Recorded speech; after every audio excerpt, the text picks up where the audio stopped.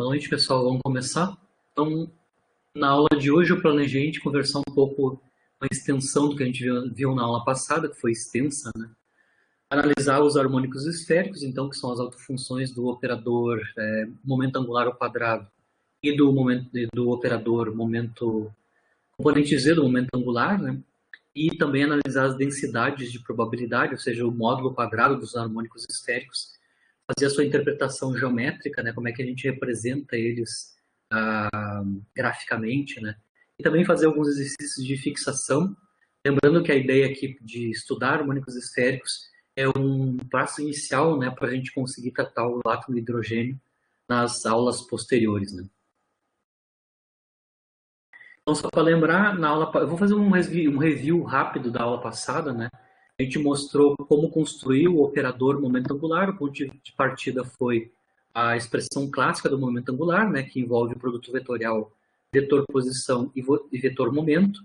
Obviamente, aqui em mecânica quântica, a gente já mostrou que o operador momento linear, né, pode ser escrito em termos de um operador diferencial, né, um operador momento linear é um operador diferencial, onde o operador nabla aqui, que faz as derivadas parciais, né, foi escrito na aula passada em um sistema de coordenadas esférico, mas a princípio a gente sabe a expressão do operador momento linear. A partir do operador momento linear, a gente consegue, então, via produto vetorial, né, calcular em coordenadas esféricas para que a expressão do operador momento angular, que é a versão de operador de um observável clássico, que é o vetor momento angular. A gente mostrou explicitamente na aula passada, pela construção, né, está aqui, claro, é só colocar o nabla, né, escrito em coordenadas cartesianas, polares, né? A gente mostrou que este é o operador diferencial associado ao momento angular, né? Vocês conseguem ver, a gente mostrou que esse operador diferencial só opera, né, nos ângulos polares e azimutal, ou seja, só na parte angular, né, do movimento. A parte radial, o momento angular não tem nada a ver, né? A gente mostrou também qual é, que é a expressão das componentes cartesianas, né, do momento angular, as componentes x, y, z, ou seja, qual é que são as versões de operador das componentes clássicas cartesianas, né? Na física clássica, para calcular a componente cartesiana do momento angular, ou de um vetor, né, a gente projeta o vetor original, que no caso é o momento angular, nas direções ordenadas, né, nas direções cartesianas, né? Na direção x, y e z, ou seja, projetamos o vetor momento angular na direção dos vetores unitários, né, I, J, K, chapéu, associado às direções x, y e z, né? Isso é fácil de ver se a gente tem um momento angular escrito em termos dos versores φ-chapéu e θ-chapéu em cartesianos. A gente conhece qual é, que é a relação em sistema de coordenadas esféricos, né? Qual é, que é a relação entre esses dois vetores unitários nas direções radiais no sistema de coordenada polar, né, que é o θ-chapéu e o φ-chapéu, em termos dos versores cartesianos. Tá? Então, está aqui a expressão do θ-chapéu e do φ-chapéu em termos dos versores cartesianos. Então, fica simples calcular projeções, ou seja, as projeções, né, na direção I, J e K, explicitamente, né? Se eu sei a expressão de θ-chapéu e φ-chapéu, basta calcular na direção x, por exemplo, as projeções do φ e do θ na direção x ou na direção de chapéu, né? Dá explicitamente menos seno de φ e o produto cosseno θ cosseno φ. E assim por diante eu posso fazer para cada uma das projeções dos ângulos, dos vetores unitários polares e azimutais, né, para os cartesianos. E com isso que a gente consegue construir a expressão que eu só coloquei na aula passada, né? As expressões para as componentes, né, cartesianas do momento angular, tanto a x quanto a y quanto a z, as três componentes cartesianas. Lembrando que qualquer uma delas, né, como o momento angular é um operador diferencial que opera só nos ângulos, né, polar e azimutal, o mesmo vai acontecer com as componentes x, y, z, as componentes cartesianas do operador momento angular, né? Claro que aqui a dependência adicional aqui vem justamente das projeções, como eu estava falando, né? Então, se eu quero projeção na direção x, eu vou colocar aqui nos dois lugares as projeções correspondentes, né? Por isso que aparecem essas funções trigonométricas adicionais aqui no Lx e no Ly, né? O LZ vai aparecer explicitamente, mas a gente tratou bastante do LZ na aula passada. A gente começou com o rotor rígido, né? A gente mostrou que o rotor rígido, né, a partícula está livre em cima de um círculo, né? Isso é a ideia de rotor rígido. Né? A gente conseguiu construir só com física semiclássica, né? Sem passar por versão de operador. Né? Só com a física semiclássica que a gente conhecia do unidimensional, a gente conseguiu derivar o LZ, né? Mas aqui a gente consegue obter ele explicitamente a partir do L completo, né? Eu mostrei também, comentei com vocês, que as componentes cartesianas, essas aqui do momento angular, elas são observáveis não compatíveis, né? Significa que eu não consigo se eu conheço uma delas, eu não consigo medir as outras duas, tá? Então, por exemplo, se eu sei, mensuro, né, quanto é que é o momento angular componente Z, eu não tenho como saber, fazendo medidas simultâneas dessas três componentes, né, quanto é que vale com certeza, né, o Lx e o Ly. O fato de eles serem observáveis não compatíveis vai ter como consequência, né, a não comutação dos operadores. Né? Então, se eu construir o operador comutação Lx, Ly, né, no final da aula passada, nos slides, eu tenho todo o detalhe dessa derivação aqui, né, uma derivação matemática, né, de como é que a gente obtém isso. Né? O comutador, né, o Lx, Ly, é proporcional ao Lz. Né? Então, aqui o comutador é não nulo, devido ao fato que os observáveis são não compatíveis. Se eles fossem compatíveis, o comutador dava nulo, né? E aí eles compartilham uma base comum, né? Um conjunto de autofunções comuns. Então, devido à não comutação das componentes cartesianas do momento angular, eu vou ter não compartilhamento de base, né? Cada um desses operadores tem autofunções distintas, não compartilhadas, não comuns. Outra consequência de o comutador ser não nulo ou os observáveis ser não compatíveis é que a gente vai ter um princípio de incerteza associado a esses observáveis, né? Então, o produto das incertezas na medida do componente x do momento angular e multiplicado pela incerteza na medida da componente y do momento angular é maior ou igual que h cortado sobre 2 vezes o valor esperado da componente z. Então, aqui claramente, se eu sei a componente z, eu vou ter princípios de incerteza claro para as componentes x e y. Eu não consigo medir elas simultaneamente, sabido a Lz. Né? Da mesma forma que acontece com o momento angular, momento linear e posição. Né? Eles não comutam, né? Os operadores não comutam, a consequência é que eu tenho um princípio de incerteza associado. Aqui é um pouco diferente, porque aqui, no princípio de incerteza, além do acortado sobre 2, eu ainda tenho um valor esperado de um dos operadores, né? Um terceiro operador. Certo? Eu comentei com vocês que eu consigo construir um operador que comuta individualmente com cada uma dessas componentes, né? A x, a y e a z.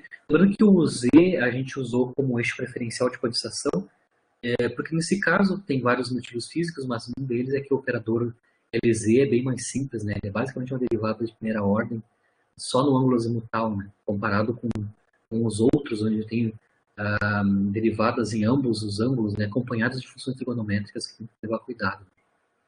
O operador, então, que comuta com todas as componentes cartesianas do momento angular, né, é o chamado operador de Casimir.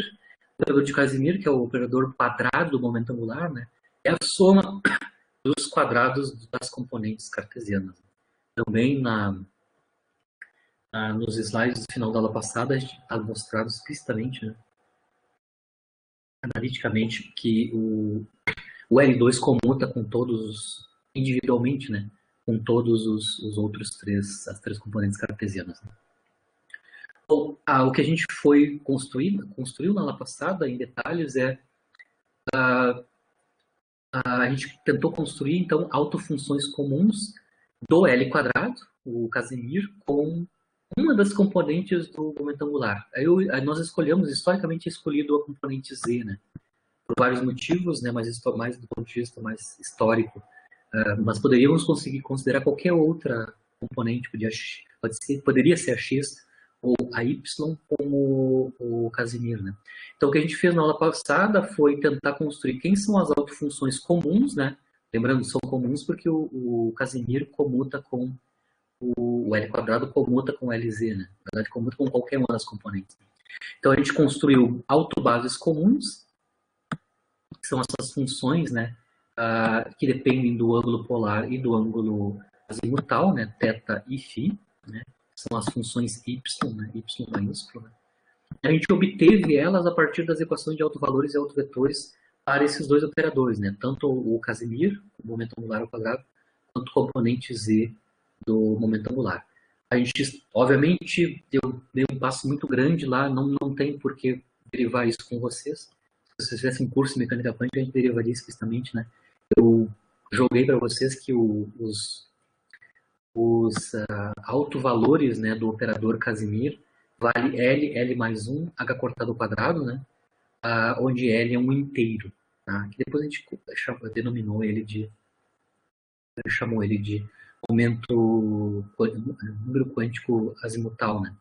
E lá a gente já trabalhou bastante, né, que os autovalores da componente z do momento angular são o m vezes h, né, cortado, onde m a gente já conhece, ele é o número quântico magnético, certo? Só vou explicar por que a história por que ele é número quântico magnético, né? Não vai ser magnético parte nenhuma aqui, né? É que quando a gente aplica, por exemplo, átomos, né, átomos, por exemplo, o átomo de hidrogênio, a campos magnéticos, né, a gente vai abrir a degenerescência que ocorre. Eu vou mostrar o que vai ocorrer, né, para os níveis de energia, tá? Então, na aplicação de campos magnéticos em átomos, né, por exemplo, átomo de hidrogênio, a gente abre degenerescências originais na energia. E no caso do M, né, ele aparece explicitamente quando eu introduzo o átomo no campo magnético. Os níveis de energia, os subníveis de energia associados com o número quântico M aparecem claramente. É por isso que é chamado magnético. Ele está associado aos níveis de energia, ele submete átomos, né, a campos magnéticos. A forma explícita do Casimir, eu acho que eu só chutei, eu coloquei para vocês a forma funcional, mas se vocês têm as componentes, é só somar o quadrado das componentes, né, na forma em coordenadas polares, né, e obtemos o L quadrado correspondente. Né. Se a gente fizer toda essa matemática de somar os operadores ao quadrado em coordenadas esféricas, né, a gente obtém essa expressão para o operador Casimir, que é um operador diferencial também, né, um operador diferencial que opera nos dois ângulos. Mas a gente obteve as autofunções, né, usando as duas equações de autovalores, tanto o L quadrado quanto do LZ, conhecendo, obviamente, os seus autovalores, né? Certo? Lembrando que a gente assumiu, né, com a cara explícita do Casimir, como o Casimir, a parte de derivação angular em θ e em φ estão separados em termos diferentes, né? Cada termo só opera sobre um dos ângulos, a gente começou a supor que as autofunções podem ser calculadas como sendo fatorizadas, né? A parte angular e a parte em ângulo polar θ e parte azimutal podem ser separadas, inspiradas na forma do operador Casimir. Essa autofunção, as autofunções y, a gente denominou elas, né, dos harmônicos esféricos. Né? Então, no final da aula, até o final da aula passada, a gente conseguiu construir os harmônicos esféricos, ou seja, as autofunções de L2 e LZ, né? as comuns, né, a esses dois operadores. A parte azimutal a gente já conhecia, porque a gente já tinha resolvido no caso do LZ especificamente, né? A gente gastou a metade da aula olhando o rotor rígido, né? As soluções para a parte azimutal nós já conhecíamos com função do número quântico magnético, né? São exponenciais complexas e mφ, onde φ é o ângulo azimutal. O que a gente teve que trabalhar usando a equação de autovalores para o Casimir, né? É obter qual é a forma funcional da função θ de θ. A gente mostrou explicitamente que a θ de θ tem este comportamento aqui, perdão. Claro, a função de onda, o harmônico esférico, a função de onda tem a normalização que eu estou chamando de ALM, né? Mas a parte em ângulo polar, né, que advém da função θ de θ, né, a gente resolveu. Na verdade, eu falei não passando, né? Eu só apresentei alguns detalhes só para vocês entenderem da onde que vem essa dependência no ângulo polar.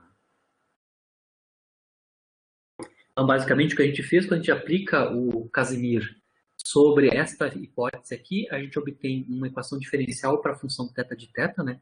Que é a chamada função, a equação diferencial associada de Legendre, né? A gente assumiu uma certa solução lá para essa função associada de Legendre, né?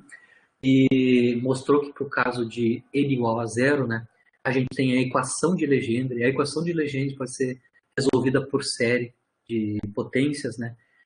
Eu mostrei, comentei, né, que essa série de potências da equação de Legendre tem que ser truncada porque os limites assintóticos da solução são divergentes, né. Então, quando a gente trunca a série associada da equação de Legendre, a gente vai ter polinômios de Legendre, da mesma maneira como a gente tem os de Hermite, né, devido à truncagem da série. Né. Esses polinômios de Hermite também, como no caso do Hermite, esses polinômios de Legendre também tem, como no caso do Hermite, fórmulas de recorrência, que é a fórmula de Rodrigues para os polinômios de Legendre. Né.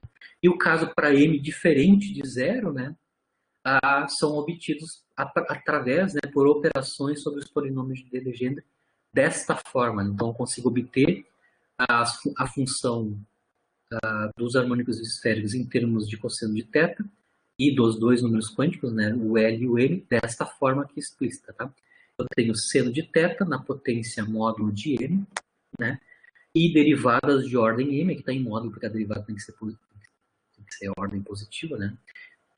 Derivada de ordem M dos harmônicos, dos polinômios de Legendre, os PLs, né? Os polinômios de Legendre só dependem do número quântico azimutal, certo? E claro, do ângulo angular. Aqui está a fórmula de Hermite, ou seja, eu consigo construir todos, dado um L, né? Lembrando que os L são inteiros, né? O número quântico azimutal tem valores de 0 até infinito, mas números inteiros, né?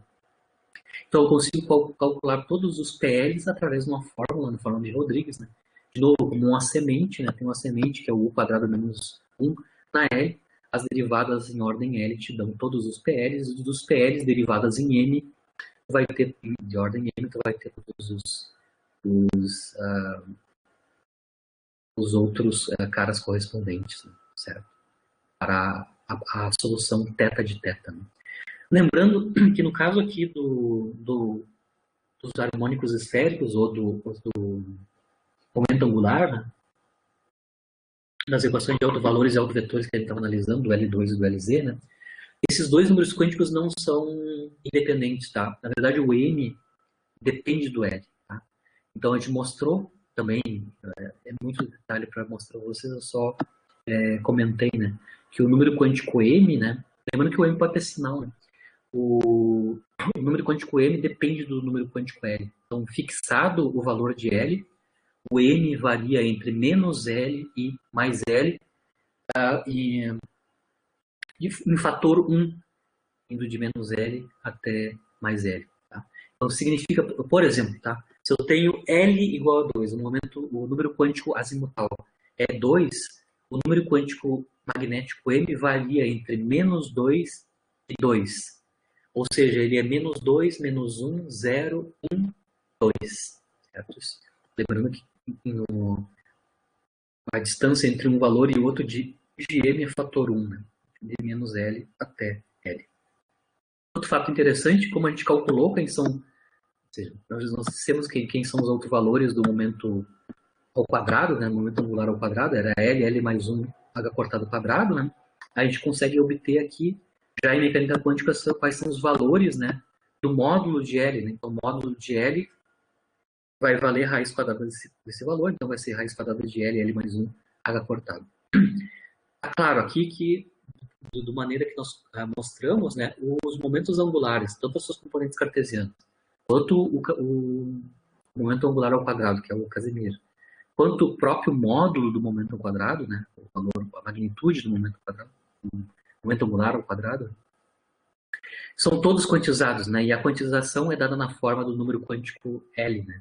O L quantiza o momento angular e o momento angular ao quadrado, né? E o M quantiza a componente Z, né, do momento angular. Aqui é só uma tabela, eu vou aumentar um pouquinho, já tinha mostrado essa tabela. Aqui é só a forma explícita, né? Mostrando o caso geral aqui, né? Os harmônicos esféricos são obtidos dessa maneira, mas ela é truncada, é bem intrincada, né? Porque a gente tem que calcular a ordem a ordem, dado o conjunto LM, a gente tem que calcular quanto é que essa função PLM, que é a mais complicada, né? Que envolve os polinômios de Legendre e as derivações de ordem M. Então, pode ser complicado assim fazer à mão, mas A gente pode usar tabelas. Na verdade, eu vou deixar o link para vocês que o próprio Wolfram Alpha tem um widget, tipo um gadget, onde ele calcula, dá o L e o M, ele te dá a expressão do harmônico esférico correspondente. Também tem simulações das formas funcionais dos harmônicos esféricos também. Tá?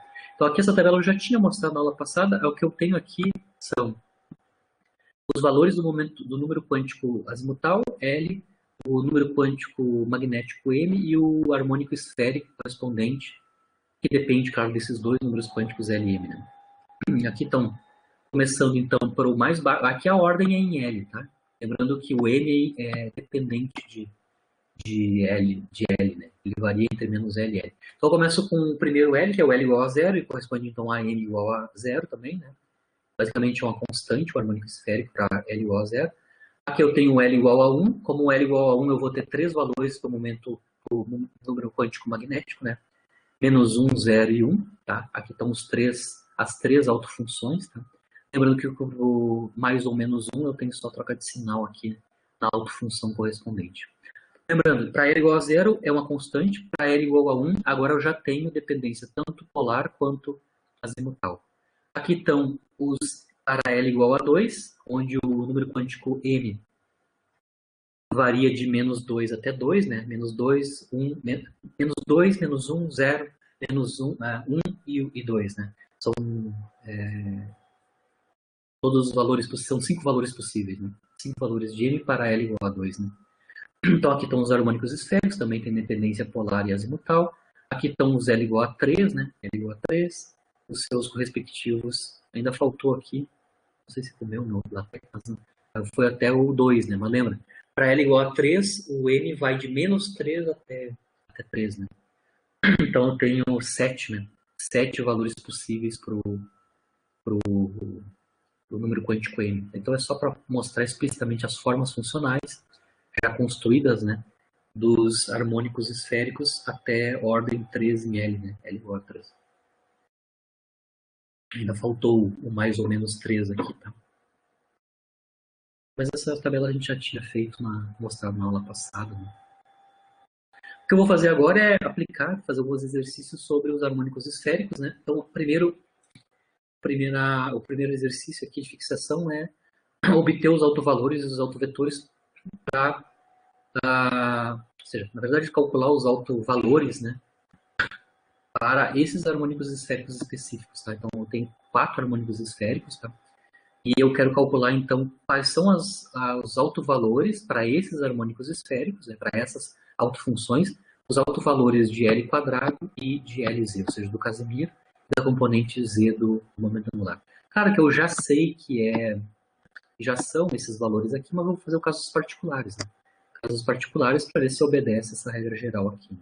Então, vou pegar esses 4 harmônicos e aplicar os operadores correspondentes Casimir e componente Z do momento angular e ver qual é que é o resultado, né? Obviamente eu vou obter explicitamente os autovalores correspondentes para esses harmônicos. Tá? Então aqui eu tenho o harmônico esférico. Vamos começar com o primeiro harmônico esférico, que é o 0, 0. Então isso corresponde a número quântico azimutal 0 e número quântico magnético 0. Quando eu aplico o Casimir sobre essa autofunção, né? Aqui está a expressão do Casimir, né? Toda a parte de derivação angular. Lembrando que a autofunção ou harmônico esférico y00 é uma constante. Vale 1 sobre 4π no meio. Então ele não tem dependência nenhuma angular, significa que as derivações vão dar zero. Né? Então o que eu obtenho aqui é 0 vezes a própria autofunção. Tá? Eu consigo mostrar que é verdade. Né? Para L igual a 0, né?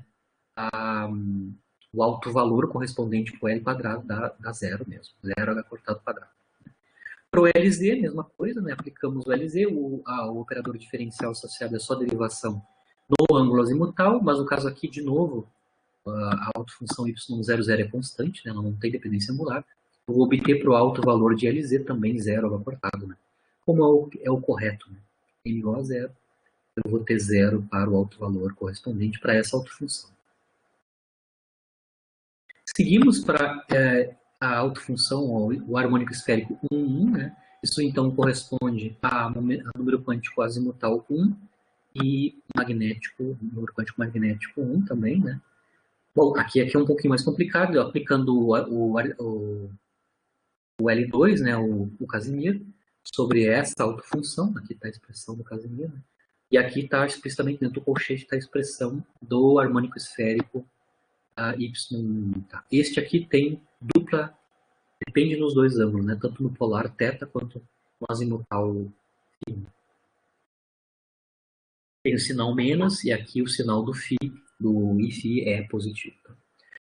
Muito bem. Aqui, claro, eu vou ter que fazer as derivações, mas como eu tinha comentado, né, o Casimir, as operações de derivação dos dois ângulos está fatorada, né? O primeiro termo só opera sobre θ e o segundo só opera derivação sobre φ. Então, quando eu faço as operações individuais, o que eu obtenho para a parte em θ, né, dessa função em θ, está aqui explicitamente, né? Então, obviamente, vai ser só aplicado sobre o seno, e o E na Iφ é fatorado, aqui explícito. Aqui. E, claro, a aplicação da derivada segunda, né, no Iφ vai dar I ao quadrado, né, vezes Iφ, né, eu vou ter troca de sinal, claramente, né, mas aqui está explícito, tá? Obviamente o seno de θ está aqui, e a derivada segunda, no ângulo azimutal, vai ser tomada sobre apenas a função E na Iφ. Aqui está mais o detalhamento, né? O detalhamento tanto da parte de derivação em θ. Então, já derivei descendo de θ, que é cosseno, né? Está aqui junto, mas ainda tem derivada de novo, né? Derivada de segunda ordem aqui em θ. E do lado direito, no segundo termo, eu tenho um cancelamento, só sobra 1 sobre seno, né? E claro, a derivada do Iφ duas vezes, né? Isso vai me dar esse sinal menos que está aqui. Claro, o próprio Iφ que está fatorado. Então, ambos os termos têm Iφ no final das contas, né? Eu já fatorei ele aqui na ponta. Então, o último passo aqui é fazer a derivada final do produto seno-cosseno, né? Então, é uma derivada de produto, né?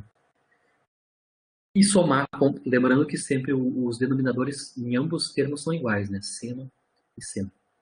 Com isso, quando eu faço a derivação, a derivada final ali, eu vou obter, seno é comum os dois, né? A derivada e o menos 1 estão aqui explícitos. Então, a derivada do seno cosseno vai te dar cosseno quadrado menos seno quadrado menos 1, né? Explicitamente. Claro que aqui a gente pode reescrever, né, por exemplo, o cosseno quadrado em termos do seno quadrado, né? Então, cosseno quadrado é 1 menos seno quadrado.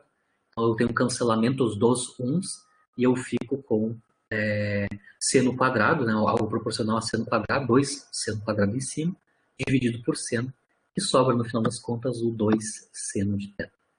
Então, a gente conseguiu recobrir a função de onda original, ou harmônico esférico y1 original, né? A gente cobriu a mesma forma, a menos um fator 2, tá? A menos um fator 2 a mais que está aqui. Então, está claro que o alto valor do Casimir para esta autofunção, para esse harmônico esférico, né, é 2h cortado. 2h cortado quadrado, perdão, é exatamente o esperado, né? L mais 1, o L é 1, né? Então, 1 mais 1 multiplicado por 1 dá 2, né? Correto, o alto valor que eu obtive corresponde à lei geral, né? Para os altos-valores do Casimir. Mesma coisa, continuamos com a componente Z, né? Aqui só aplica derivada de primeira ordem no ângulo azimutal. O ângulo azimutal aparece aqui, é trivial a derivação, né? Dá o próprio na Iφ, né? Mais a derivada de primeira ordem, ou seja, cai um I, né? Um I aqui como resultado da derivada, né? Certo? Então, com isso, eu troco o sinal. Então, aqui eu vou ter um mais, vou continuar com menos aqui dentro. Ou seja, o sinal menos aqui foi cancelado pelos produtos dos Is, né? Bom, eu vejo que, então, dá cortado vezes a própria autofunção. Então, de novo, obedece a equação de autovalores, onde o LZ, então, neste caso, para L igual a 1, e N igual a 1 tem autovalor 1h cortado. Corresponde a Mh cortado, no caso geral, para N igual a 1. O outro caso, que é o harmônico esférico 1, 0, né, onde o L é 1 e o M é 0. Operamos o Casimir. Aqui está a função, né, a autofunção está aqui, para o Y1, 0. Estou pegando todos esses valores da tabela ali, tá? Eles estão lá. O Y1, 0, harmônico esférico y0 tem esta forma. Engraçado que aqui é interessante que o y10 não tem dependência azimutal.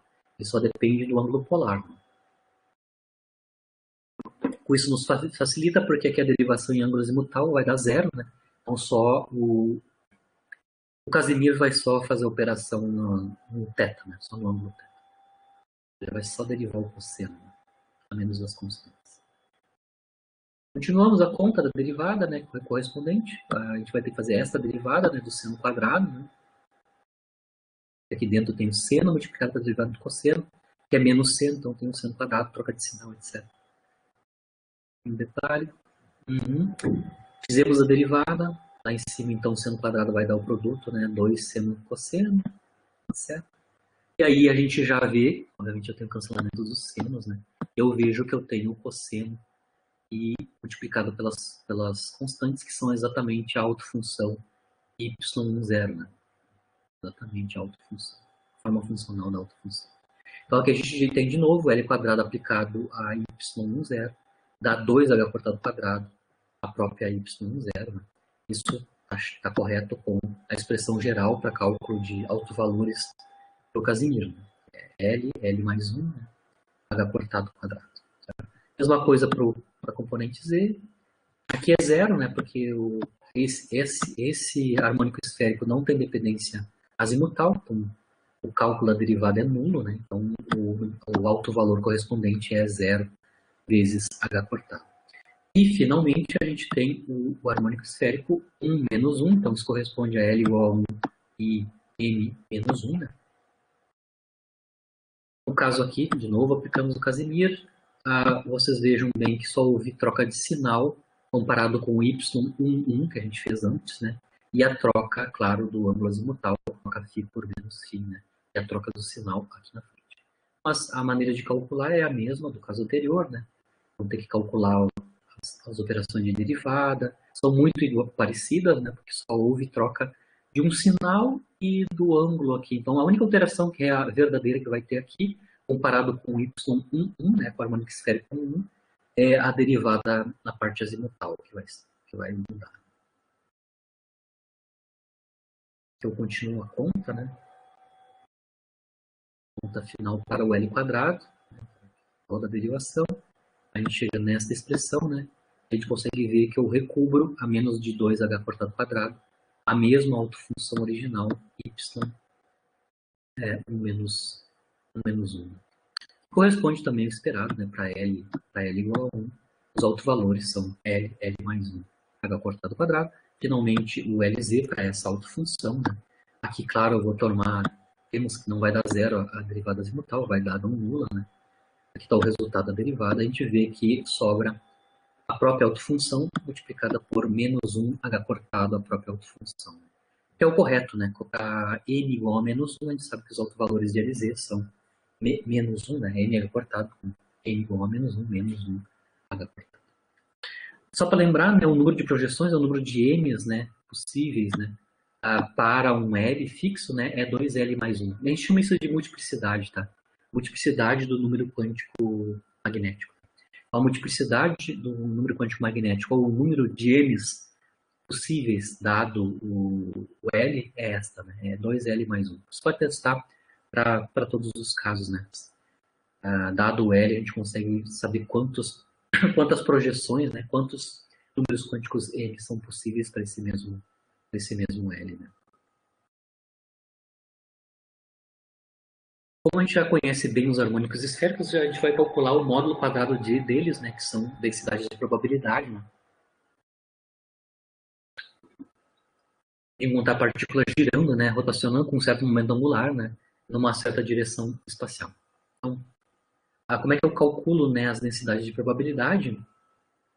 A gente vai fazer, então, o produto, né, dos harmônicos esféricos dessa forma. A gente sempre faz, né, módulo quadrado do harmônico esférico, lembrando que os harmônicos esféricos são funções complexas. Né? A parte azimutal, explicitamente, tem dependência complexa, né, então na forma polar o número complexo, a função complexa. Então, para calcular corretamente o módulo de y quadrado, a gente tem que tomar para funções complexas, né? Então, y estrela, y vai te dar um módulo quadrado de y. Obviamente, isso é uma função dos ângulos polar e azimutal, né, que eu vou chamar de RLM, né?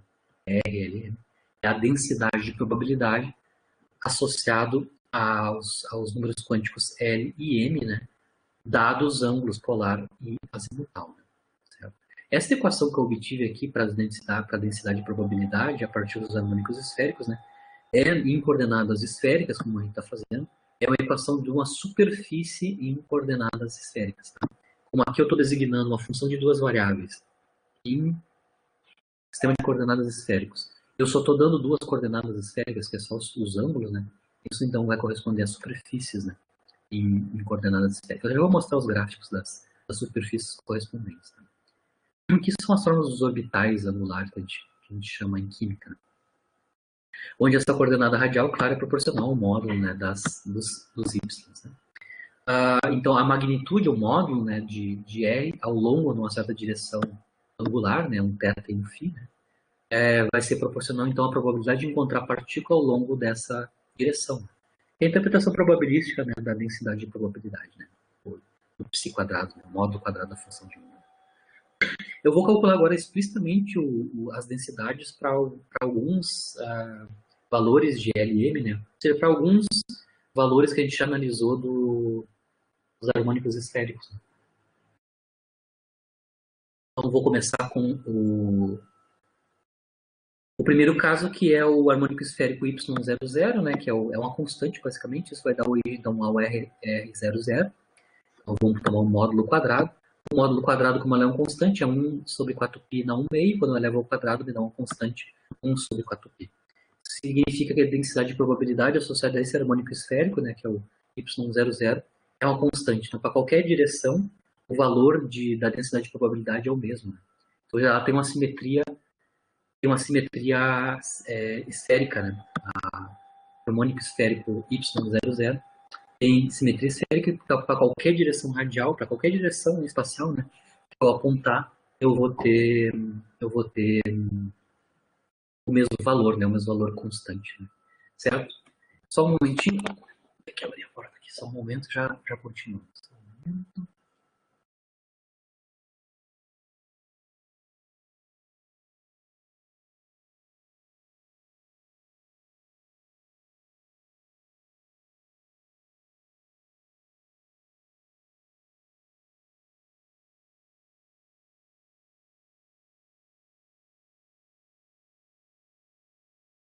Voltamos. Então, eu estava comentando com vocês a tela. Então,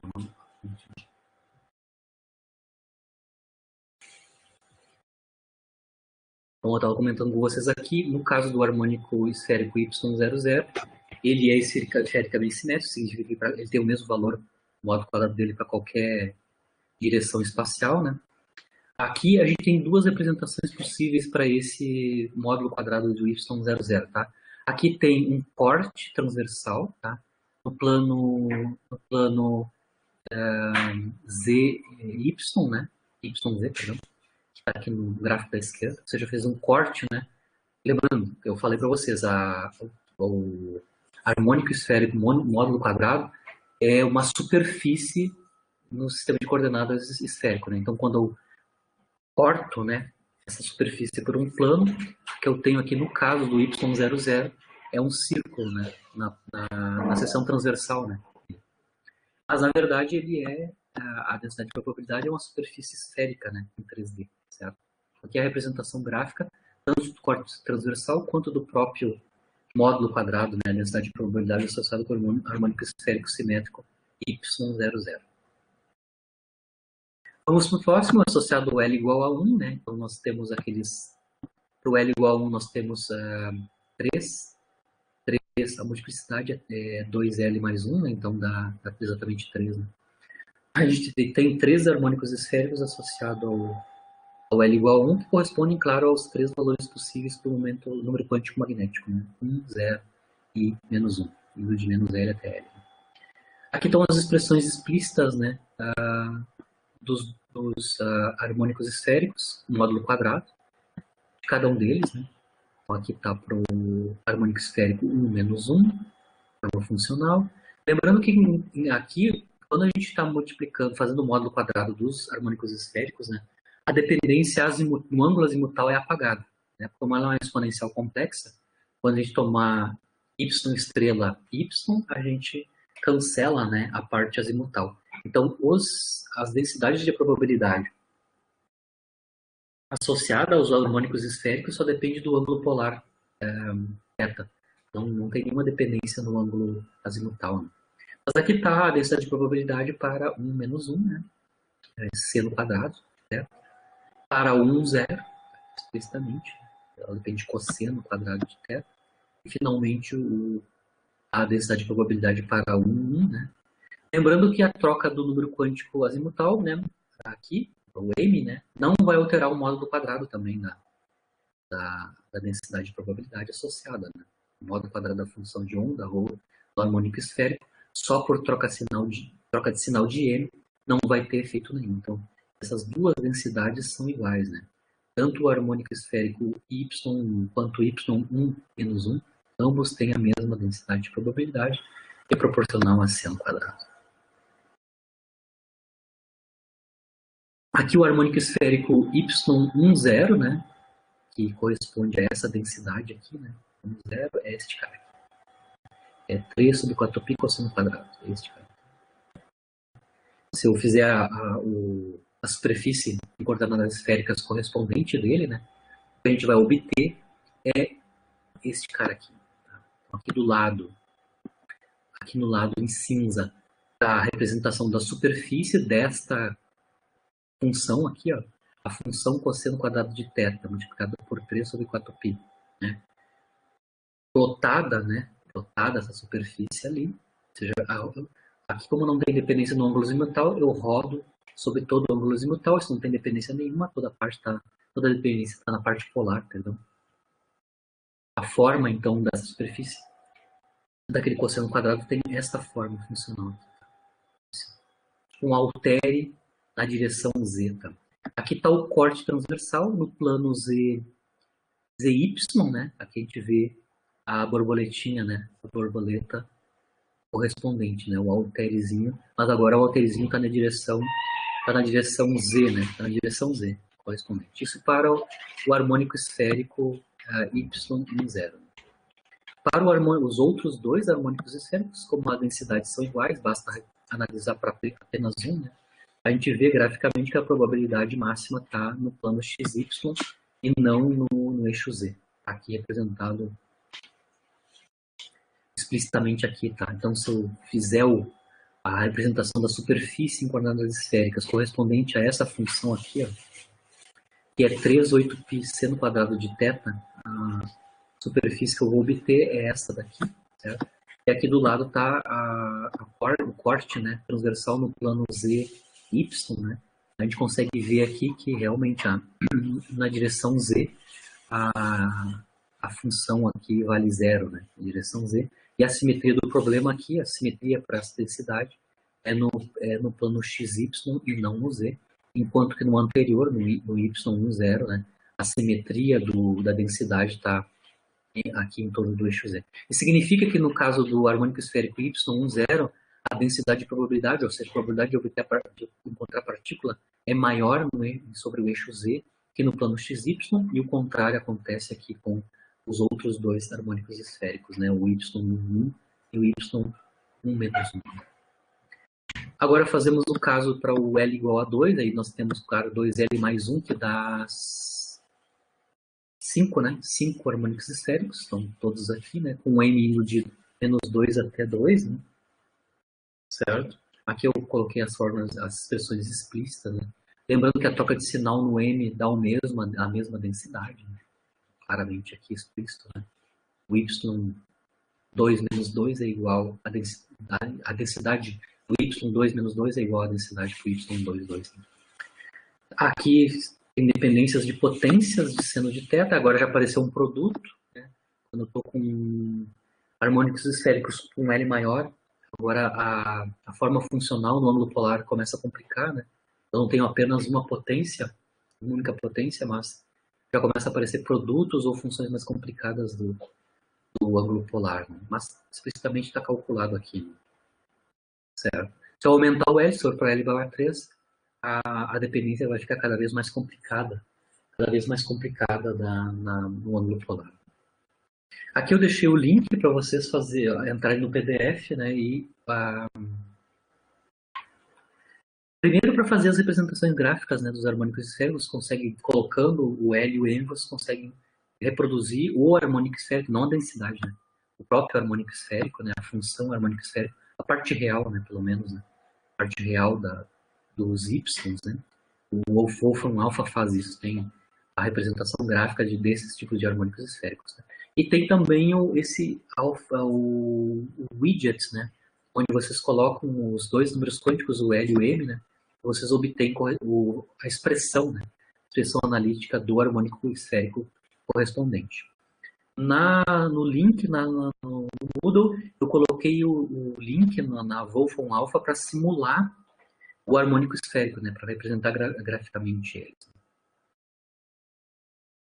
Aqui, então, eu estou representando as densidades de probabilidade para esses harmônicos esféricos associados com L igual a 2, tá? Esses caras aqui, tá?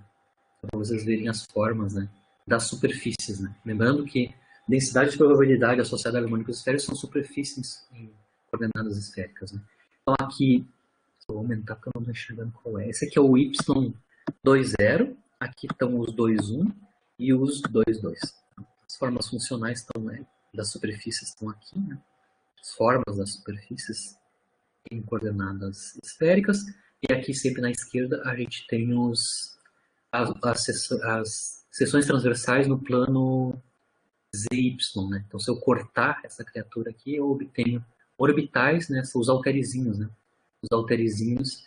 Aqui, por exemplo, esse harmônico esférico, ele é preferencial, né? Tem densidade maior sobre o eixo Z, né? E aqui a gente tem borboletas, outras formas funcionais para as seções transversais, né? Esses dois caras aqui parece um trevo de 4 folhas, esse aqui, né? Para o Y21. E, de novo, um altere, mas só que agora com simetria sobre o eixo Y, né? Para esses dois harmônicos esféricos, os Y22, né? Certo? Então, na esquerda, sempre a seção transversal, e na direita, em cinza aqui, a forma, né? A forma explícita, né? Em cinza fica ruim de enxergar, eu estou aqui mostrando em mais colorido, né? No Wolfram Alpha, dá para fazer a representação dos psi quadrados, dos y quadrados, né? Graficamente com cor, né? Então, aqui estão todas as ordens que eu mostrei até o 2 aqui, né? As formas funcionais das superfícies correspondentes, né? É a esfera, no caso do Y00, o altere, no caso do 01, né? Do 10, perdão. Do 10, altere, ou a rosquinha, essa rosquinha aqui, né? Dependendo de qual número quântico magnético está sendo associado, né? Aqui para L igual a 2, né? O altere e as outras duas rosquinhas que aparecem. Assim por diante. Aqui está representando também até o harmônico esférico Y3, né? Para L igual a 3. As formas das superfícies, né? Bem interessante. Lembrando que aqui não é o harmônico esférico, são as densidades de probabilidade, né? Dá para representar graficamente também, o Wolfram Alpha faz, os próprios harmônicos esféricos, né? Eu vou só trabalhar um pouquinho ainda com os harmônicos esféricos, esse segundo exercício, que é ver as orientações, né? Eu mostrei as superfícies e as seções transversais. A gente mostrou que o Y10, né? Que é este cara aqui, ó. Este aqui, que é a superfície é um altere, onde o eixo de simetria é o eixo Z, né? Quando eu fiz o corte aqui, né?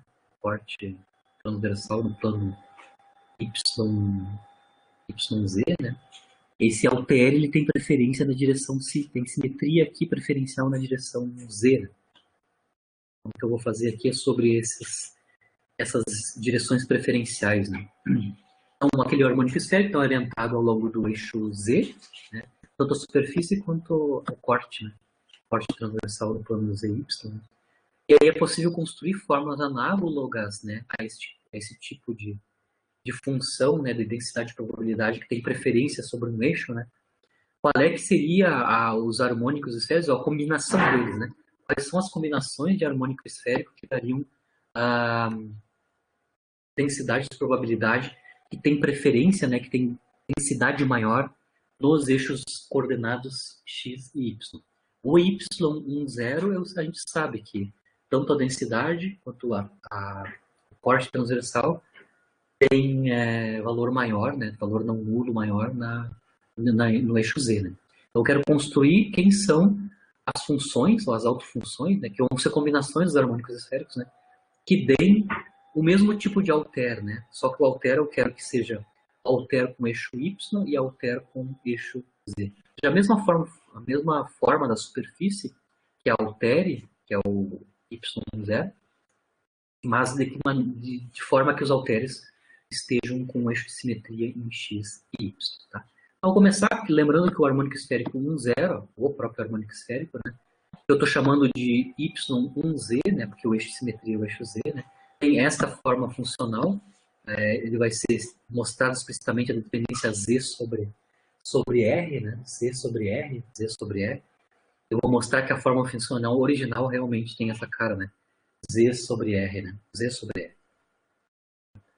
Então, vamos mostrar aqui claramente, né? Aqui está a forma funcional do y10. Né?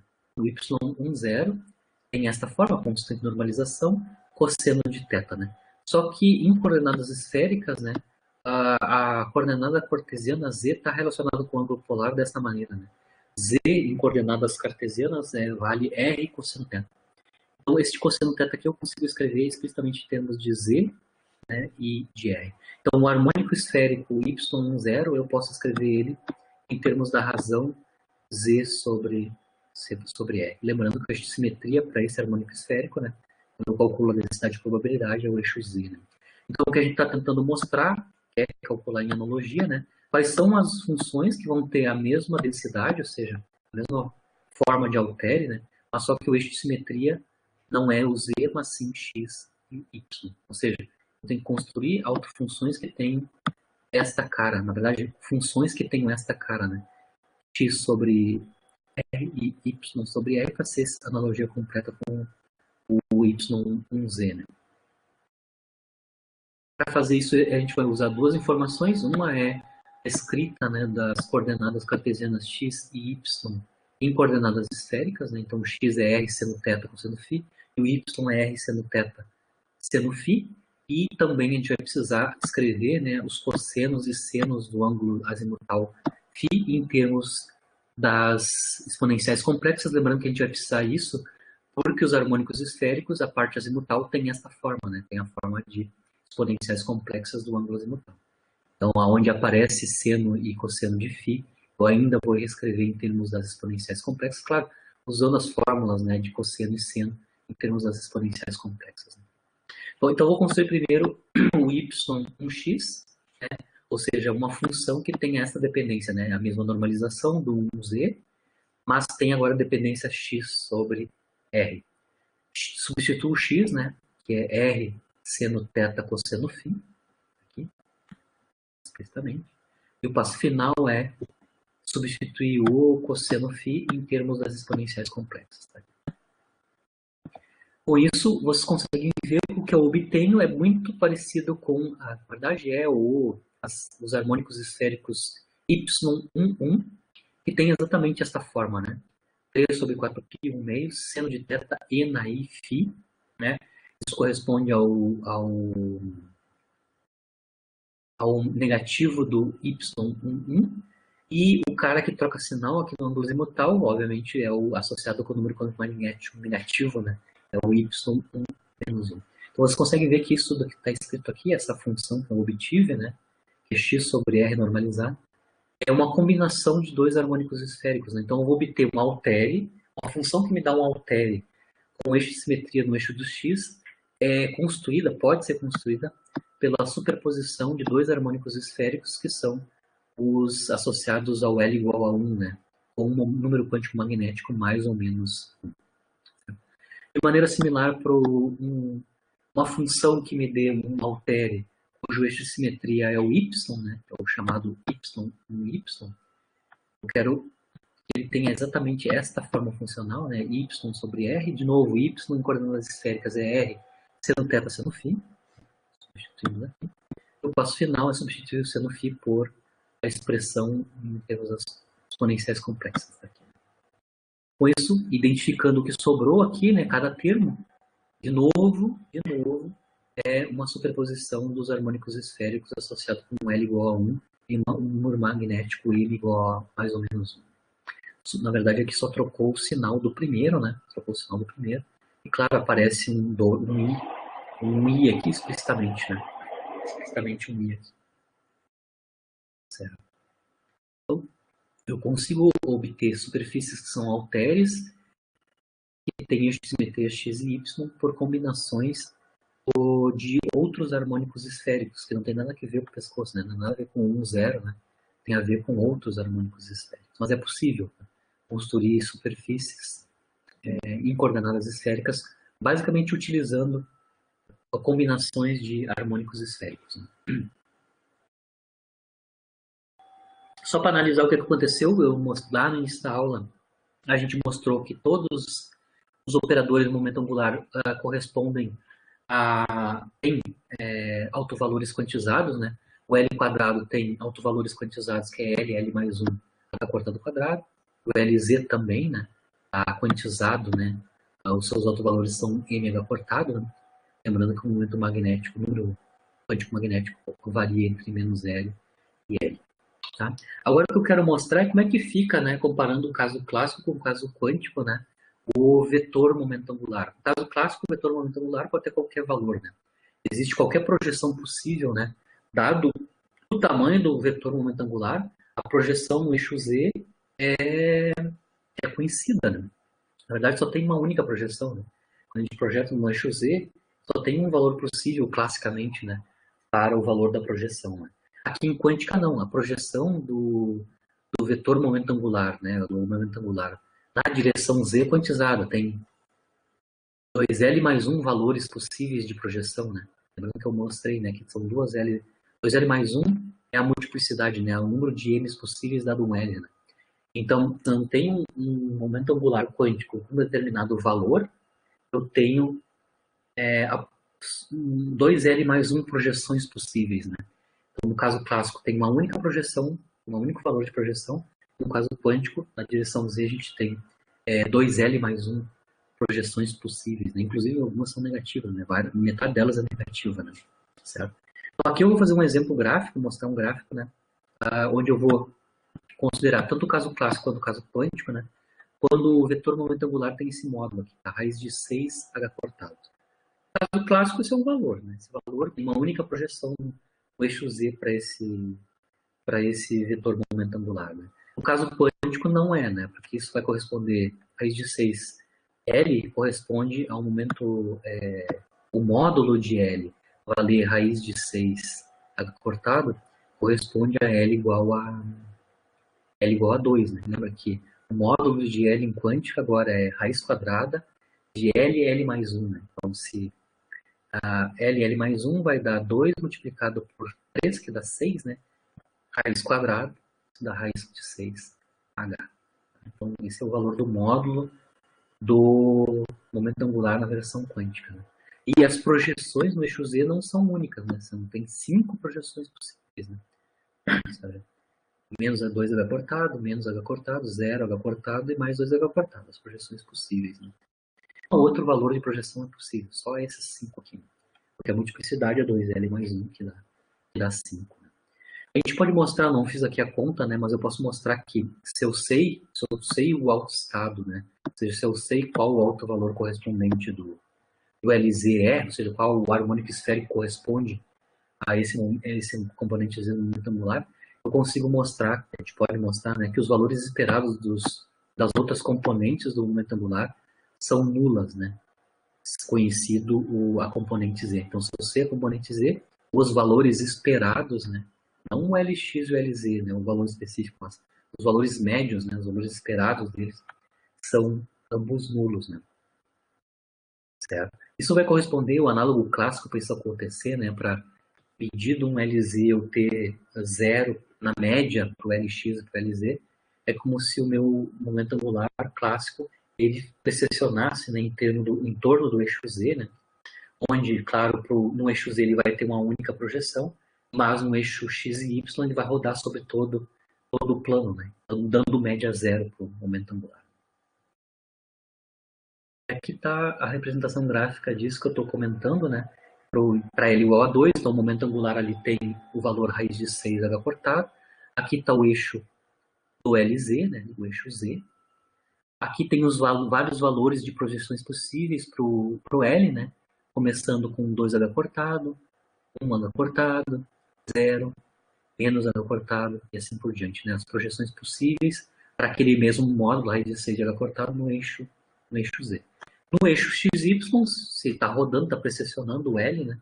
Os valores médios dos L's nessas direções são nulo, né? Os valores médios zero. Mas no eixo Z a gente tem as projeções conhecidas, né? 2L mais 1 projeções conhecidas. 5 aqui no caso para L igual a 2. Né? Só para encerrar, na aula passada, o início da aula passada, a gente construiu o rotor rígido, né? Onde o rotor rígido nada mais é que uma partícula que está andando sobre um círculo, né? Com velocidade uniforme em cima desse círculo, MCU, né? Circular uniforme. Esse era no caso particular onde o momento angular, lembrando só, recapitulando a mecânica clássica. Né? Se eu estou com um campo de força central, né? O movimento das partículas sujeito ao campo de força central é sempre sobre um plano, é sempre 2D, né? Tem um plano. Então, por isso que a gente usa plano polar, né? Coordenadas plano polar, para descrever a dinâmica de forças centrais. Né? Mas esse plano é determinado sendo perpendicular ao momento angular. Né? Então, na aula passada, a gente mostrou o caso onde o plano de movimento era o plano de XY, e claro, o momento angular estava na direção perpendicular ao XY, que era o Z. Né? Era um caso muito particular. Né? E a gente calculou na aula passada se o plano de órbita, né, da partícula, do rotor, né, era o plano XY, que era perpendicular ao eixo Z, né, a gente mostrou os níveis de energia. Os níveis de energia estavam associados com os autovalores do momento angular componente Z. Né, porque, obviamente, naquele caso, regra da mão direita, né, o momento angular completo já estava na direção Z. Né? E aí a gente calculamos os níveis de energia. Tá? Naquele caso, para o rotor rígido, onde ele estava no plano XY e só tinha componente Z, o momento angular, os níveis de energia dependiam apenas do número quântico magnético, né? Na forma de M2, onde aqui, lembrem, é o momento de inércia, né? da partícula. Lembrando que nós fizemos, né, um exemplo aplicado, né, desses níveis de energia para a molécula diatômica do HCl, né, do ácido clorídrico. Né. A gente mostrou todos os níveis, né, eles avançam com M2, né, com M quadrado, e são proporcionais ao inverso do momento de inércia. Então, na aula passada a gente calculou qual é que era a massa reduzida do sistema, calculamos o momento de inércia, e construímos, né, todos os níveis de energia do rotor rígido, né? Mas aquele era um caso muito particular onde o momento angular estava em uma direção paralela a um eixo coordenado, né? Por exemplo, paralelo ao eixo do X. Mas a gente pode generalizar o rotor rígido quando o movimento se dá em um plano onde o vetor perpendicular a esse plano está em qualquer direção. Vou analisar o caso geral, onde o plano de movimento, né, é definido por um versor, né, por um vetor perpendicular a ele, né, que está em qualquer direção. Lembrando que essa direção aqui é a mesma direção do vetor momento angular. Então, o vetor momento angular não precisa necessariamente estar apontando na direção Z, ele pode estar em qualquer direção. Então, dado que o momento angular está em qualquer direção, certo? Duas partículas interagindo, seja um rotor rígido, onde o movimento da partícula está num plano onde o momento angular está em qualquer direção, lembrando que o plano do movimento é sempre perpendicular ao L, né? Vai ter níveis de energia, claro, proporcionais aos autovalores do momento angular e não do momento angular componente Z. Bom, igual, se eu tenho um rotor rígido, a única diferença é que o momento angular que define o plano está em qualquer direção, né? Eu posso igual, lembrando, o rotor rígido, a energia cinética é só rotacional, né? Não tem translação, a partícula não translada, né? Ela apenas rotaciona, né? Em torno do centro de massa, por exemplo. Então a energia dessa partícula é apenas rotacional, né? Lembrando lá de física 1, né? Como é que a gente calcula a energia rotacional, né? É 1 meio I ômega 2, onde I é o momento de inércia, né? E ômega 2 é a velocidade angular ao quadrado, né? A velocidade angular da partícula ao quadrado. Essa é a versão rotacional da energia cinética translacional, né?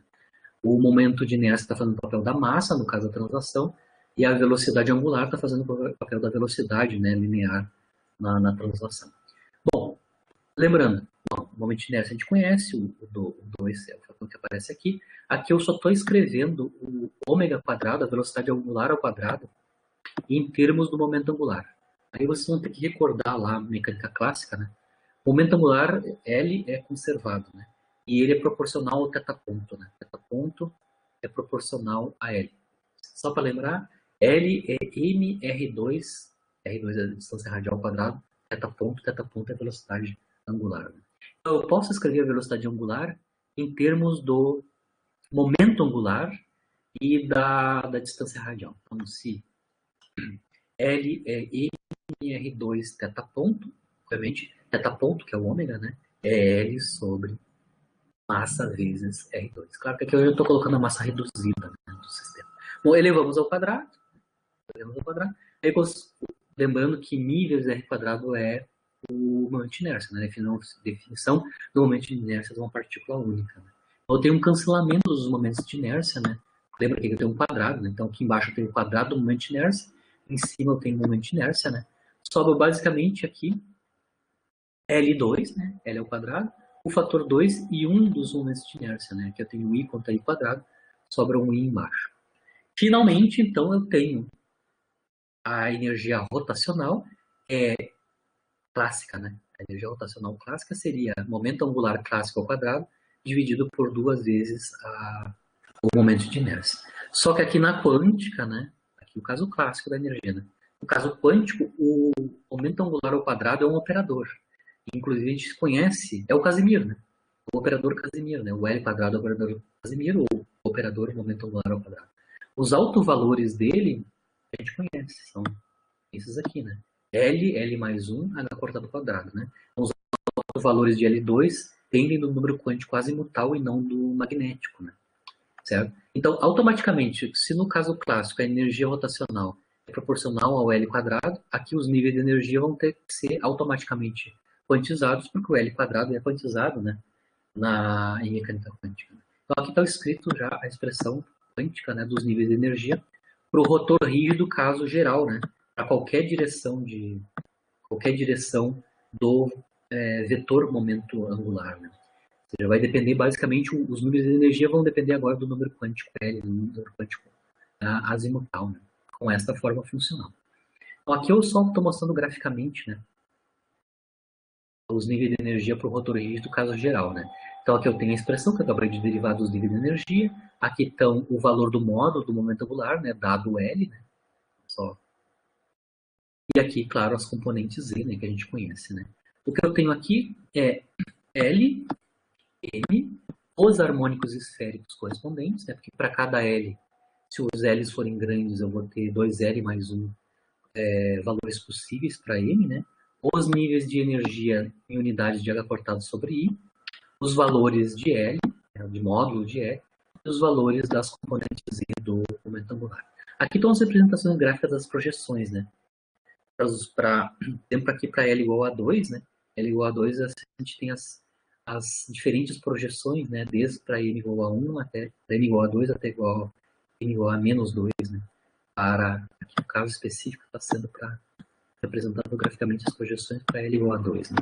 Mas aqui eu estava falando um caso geral, né? Dado o L e o M, eu calculo os níveis de energia. Tá? Então o L começa em 0, né? 1, 2, 3.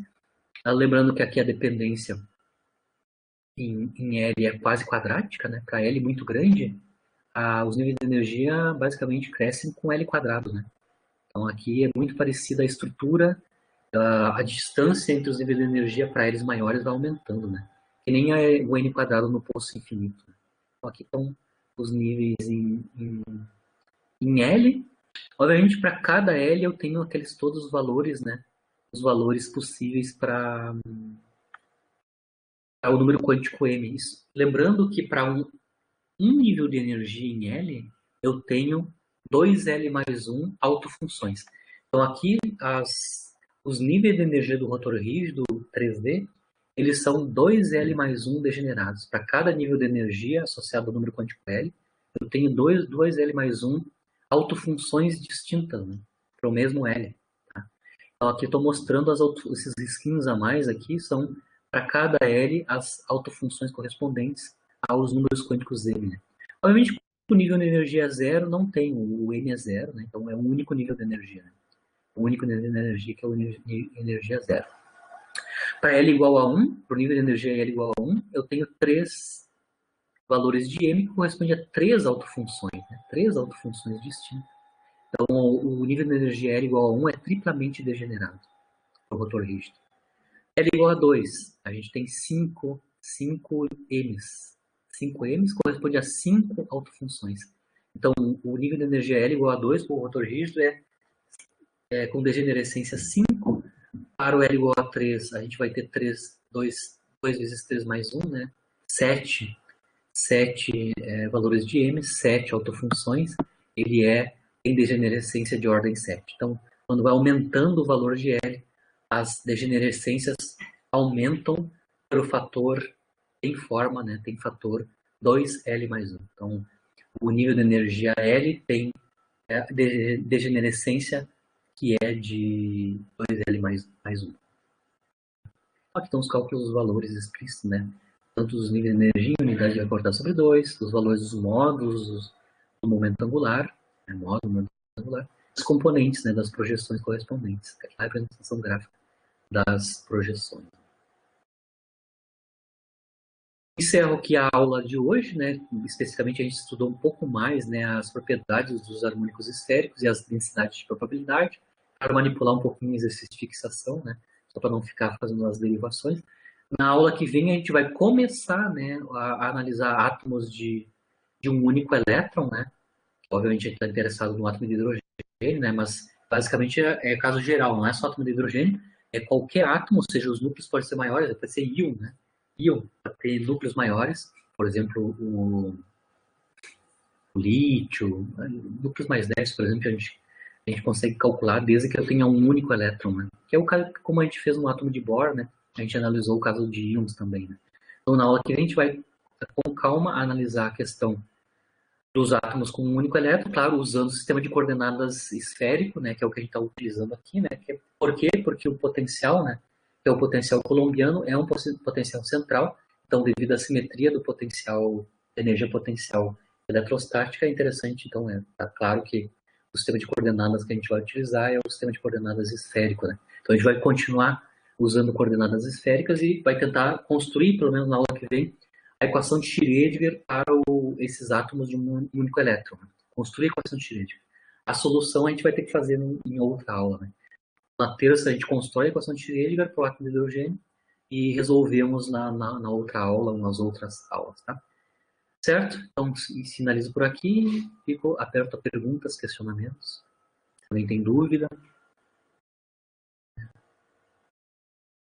Se não, bom fim de, né? Bom final de semana para quem vai. Bom feriadão, né? Bom feriadão, no caso. Bom feriado. Alguém tem mais questionamentos? Não precisa ser da aula, pode ser das exercícios também. Estou aqui para responder.